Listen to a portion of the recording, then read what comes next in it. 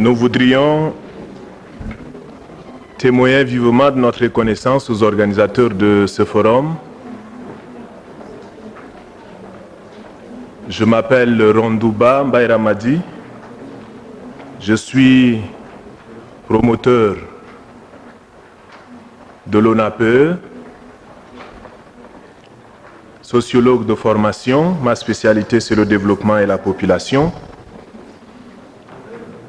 Je me rends compte ce matin, à travers les interventions des uns et des autres, que je suis un promoteur vert.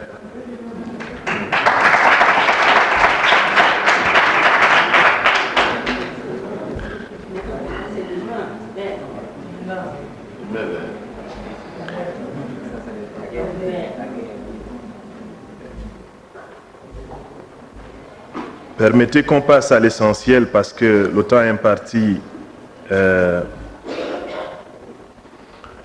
Nous avions bénéficié en 2011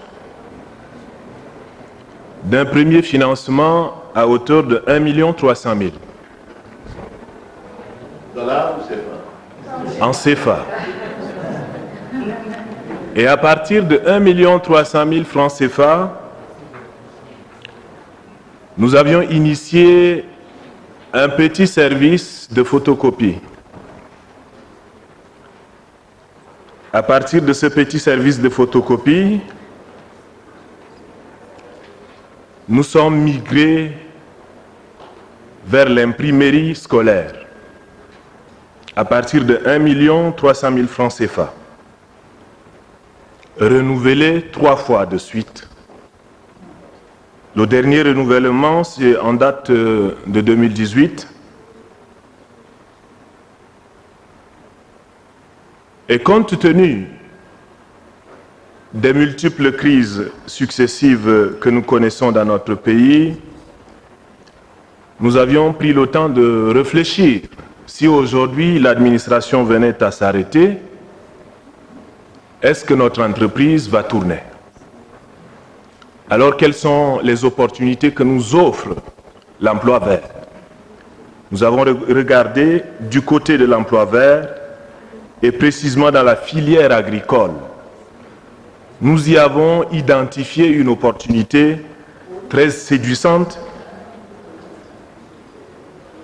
précisément la filière banane et papaye. Deux filières que nous les développons simultanément, sinon sur une même superficie. d'1,5 hectare, d'1,2 hectare, j'allais dire. Nous avions initié cette plantation de bananeraies, la variété Grande Naine, beaucoup connue par les planteurs en Afrique centrale et en Afrique de l'Ouest, pourquoi pas. C'est cette variété que nous avions achetée dans une ferme. Dans un premier temps, 500 rejets. Et ensuite, nous avions augmenté le nombre. Et vous voyez ces jeunes hommes qui tiennent le bout du tuyau de refoulement de la motopompe. C'est ce système ordinaire d'irrigation que nous adoptons.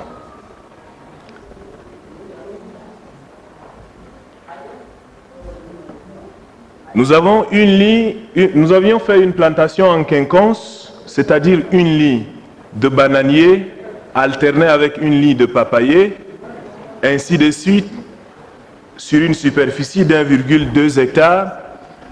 Et nous nous retrouvons facilement avec, à l'heure où je vous parle, environ 4000 pieds de bananiers et sensiblement 2000 pieds de papayers sur une même superficie. Et nous faisons une production intense.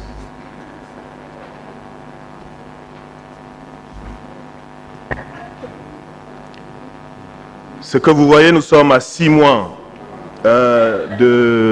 après la plantation, 6 mois après la plantation.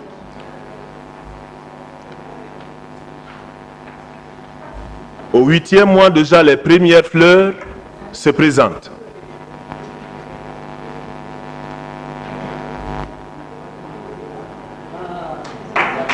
À partir du 10e mois, les premiers régimes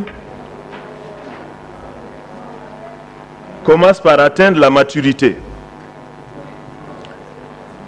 Et au bout d'une année, c'est-à-dire de 12 mois, nous avions réussi à maîtriser la filière banane et papaye en même temps avec le système d'irrigation rudimentaire, si on peut le dire ainsi, parce que nous traînons le tuyau du refoulement de la motopompe d'un endroit à un autre pour asperger, sinon pour donner la quantité d'eau qu'il faut au pied de chaque plante.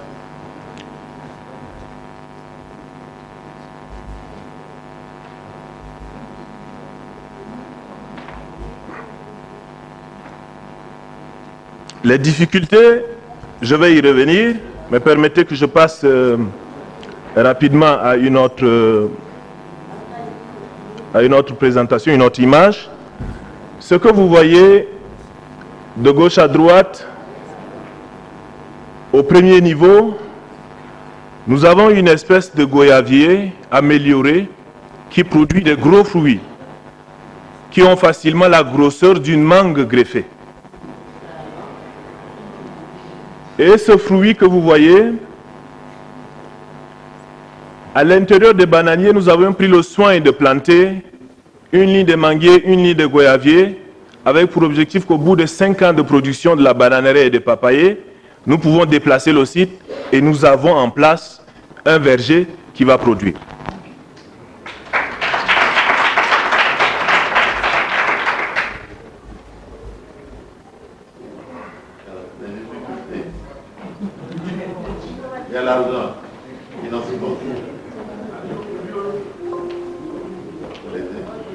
C'est pas arrivé à la fin parce que nous avons des étangs d'eau dans lesquels nous prenons l'eau pour faire l'irrigation. Et dans ces étangs-là, nous y pratiquons de la pisciculture. Parce qu'à partir des étangs d'eau, au lieu de laisser l'intérieur des étangs d'eau vide, nous avions fait venir l'espèce de tilapia nilotica, l'espèce de tilapia des eaux douces d'Afrique, que nous trouvons beaucoup dans nos eaux ici au Tchad. C'est les alevins de cette espèce-là que nous avons mis la première année, la deuxième année, et donc tous les 2 ans, nous pouvons pêcher les carpes de cette grosseur-là, tous les 2 ans. De cette grosseur. Bon, je ne peux pas parler en termes de kilos. C'est 100 grammes. Nous utilisons, l'accent que nous voudrions mettre, c'est sur la qualité bio de notre production.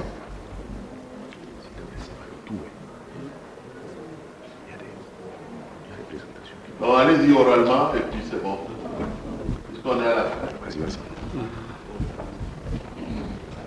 Résumé oralement. Oui, pas grave, les intrants que nous utilisons, je voudrais parler du son de Malte, les drèches des brasseries du Tchad, installées à Moundou, là où nous résidons. Et c'est le son de Malte pressé par les brasseries que nous récupérons. Nous utilisons pour faire l'épandage au pied des plantes. Et ce son est un aliment également propice pour les carpes. Nous nous sommes rendus compte que, comme les bananiers reçoivent régulièrement de l'eau, après épandage de ce son de Malte, nous nous sommes rendus compte également qu'il y a une autre opportunité que nous pouvons exploiter, la filière avicole. Et là, on a fait venir une espèce un peu améliorée que nous trouvons régulièrement chez les Peuls, ici chez nous, l'espèce de volaille de haute taille. Nous avons envoyé chercher cette espèce que nous avions introduite et qui vit dans ces milieux naturels, qui trouve suffisamment de quoi à se nourrir sans un apport extérieur et naturellement, et qui se reproduit beaucoup. À côté de la filière banane, papaye, également de la filière avicole, nous développons la filière maraîchère. Nous produisons les légumes. Je me rends compte ici que toutes les présentations n'apparaissent pas. C'est de ça que j'ai discuté avec...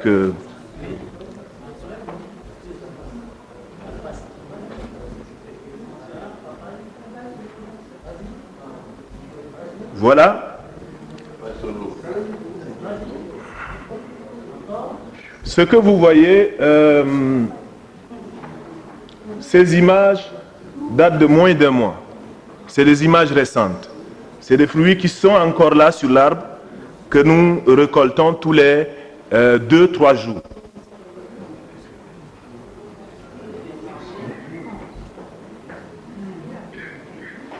Vous voyez la grosseur de ce fruit-là. Un seul fruit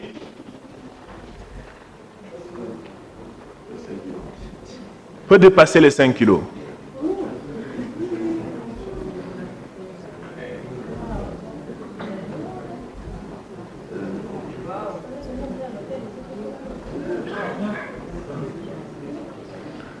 Je me suis retrouvé tout à l'heure dans les explications de Al-Farouk, dans une expression, sinon dans un concept.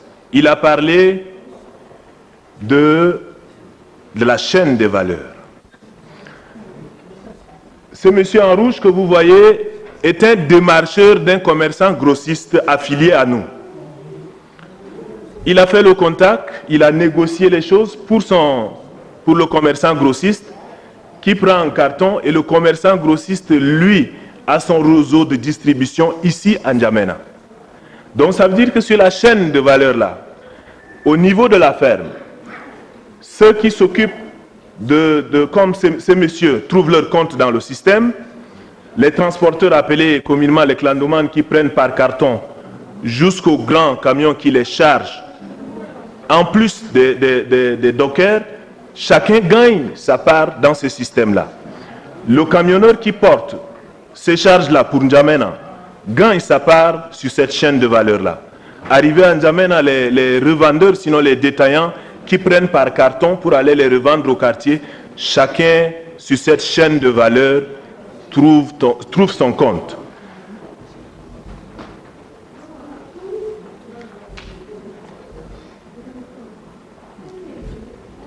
Ici, c'est les tomates et les choux, c'est des choses que nous produisons.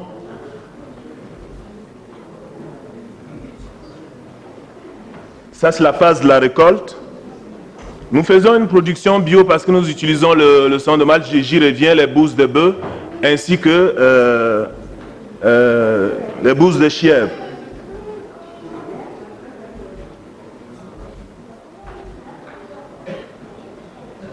Nous développons aussi la filière arachidière et sur toute la chaîne du nettoyage au semis, du nettoyage à la récolte, en passant par les phases intermédiaires, toutes les main-d'œuvre que nous sollicitons, chacun trouve son emploi, sinon gagne son pain sur cette chaîne d'activité-là.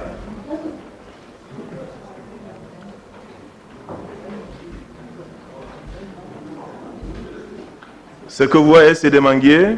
C'est un manguier qui porte les fleurs et une autre variété qui porte les fruits. Ça, c'est pour la saison passée. Voici les moyens que nous utilisons. Là-bas en bas, les deux messieurs qui sont en train de décharger dans la charrette, c'est le son de Malte qui sont en train d'entreposer par endroit sur le site. Par endroit, c'est pour facilement y avoir accès afin de pendre sous les pieds des plantes. Nous utilisons les bœufs d'attelage parce que nous n'avons pas les moyens beaucoup développés, beaucoup modernisés pour pouvoir produire. Alors nous avons fait recours à ces simples moyens-là, ces moyens qui sont à notre portée. Et vous allez voir que ces bétails-là, nous récupérons leurs bouses que nous envoyons, et là c'est là où je me suis retrouvé aussi dans l'expression de l'économie circulaire, parce que nous ne perdons rien là-bas. Nous envoyons les bouses au pied des bananiers, ça produit, ça alimente, et ainsi de suite, le cycle là va de cette façon-là. Je me suis retrouvé tout à l'heure dans les expressions, sinon les concepts que les uns et les autres ont utilisés. Voici l'étang. C'est un étang de 13 mètres sur 8, avec une profondeur d'environ 2 mètres. Et dans un milieu naturel, à l'heure où je vous parle, dans ces étangs-là se trouvent des milliers de carpes. Et c'est à partir de 1 300 000, et vous pouvez imaginer sur la chaîne de ces valeurs-là, combien de main-d'œuvre qui gagnent de leur pain. C'est pour dire que l'emploi vert reste la solution, sinon le dernier espoir pour embaucher ces main-d'œuvre. Sinon, ces diplômés sans emploi qui perdent espoir en prenant le chemin du désert du Niger ou du Mali, ce matin on en a entendu parler, et qui vont se noyer là-bas pour faire du désert un mouroir. Donc c'est pour dire que c'est possible. À partir de ce modèle, nous pouvons faire une révolution verte pour en emprunter à l'expression de notre expert vert, s'il peut accepter cette appellation. Donc,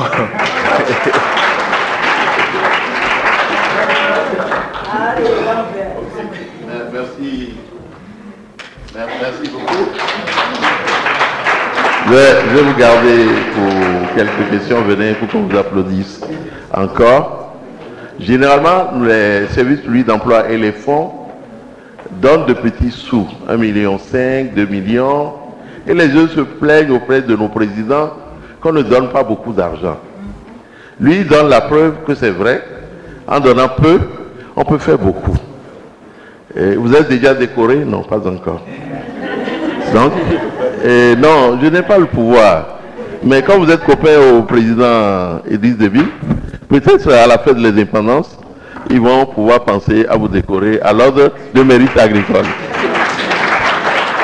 Maintenant, une fois qu'il vous a décoré, je vais vous faire venir peut-être à Lomé, billet payé, pour venir conseiller mes frères là-bas au Togo et au Bénin. Maintenant, on a demandé, quand vous avez commencé avec la photocopieuse et l'impression et autres là, vous les avez vendus, vous avez oublié, vous les avez jetés à la mer, il n'y a pas de mer ici. Qu'est-ce que vous avez fait avec les deux là? Aujourd'hui, j'ai conservé ce métier et nous sommes à l'étape d'une imprimerie scolaire. Donc, nous exerçons et à côté de cette imprimerie scolaire, nous développons le service de broderie textile. C'est un service qui mélange à la fois l'informatique, à la sérigraphie et à la broderie. Donc c'est les trois en un. Et là, ceux qui connaissent un peu le milieu de l'industrie textile, ils peuvent s'y connaître. Au lieu que le logo soit imprimé par sérigraphie sur un habit, nous le passons par broderie directement.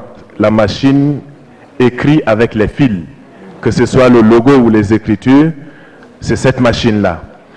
Et c'est avec ce qu'on a reçu, c'est beaucoup, ce n'est pas peu, c'est beaucoup, c'est la volonté qui a aidé. On va vraiment demander à nos amis de l'UNEP, avec leur service communication, de réaliser un petit film sur vous, comme un élément de témoignage d'un success story, qu'on peut montrer aux jeunes. Vous avez quelle voiture? Vous roulez en quelle voiture? Parce qu'on voit le train de vie. Vous êtes catholique, protestant, musulman. On va voir combien de dîmes vous donnez à l'église. Ou bien à la Zaka. Chez les musulmans, c'est Zaka, non? C'est-à-dire, on va regarder. Et les jeunes, quand ils vous voient, on va voir, quand vous allez dans les fêtes, le type de boubou que vous portez. Et on va dire, il a réussi. Au stade actuel, mon objectif, c'est d'asseoir mon entreprise dans la durée. Avoir une voiture n'est pas ma préoccupation, même si je marche à pied et que j'ai réussi, ça compte. Ça, c'est une chose. Deuxième chose, je voudrais dire que la jeunesse a besoin d'un modèle de réussite.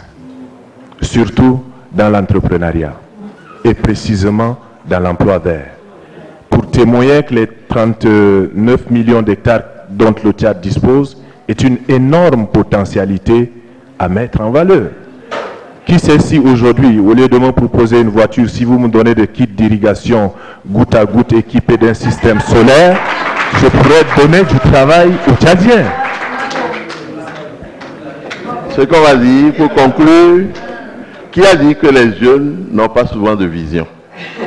Il en a, et puis il a également de l'action. Maintenant, il ne peut plus être primo-entrepreneur. Il faut le passer, les institutions du Tchad, sur le guichet d'appui aux petites et moyennes entreprises. Je pense que c'est la solution qui doit le faire grandir. Merci beaucoup.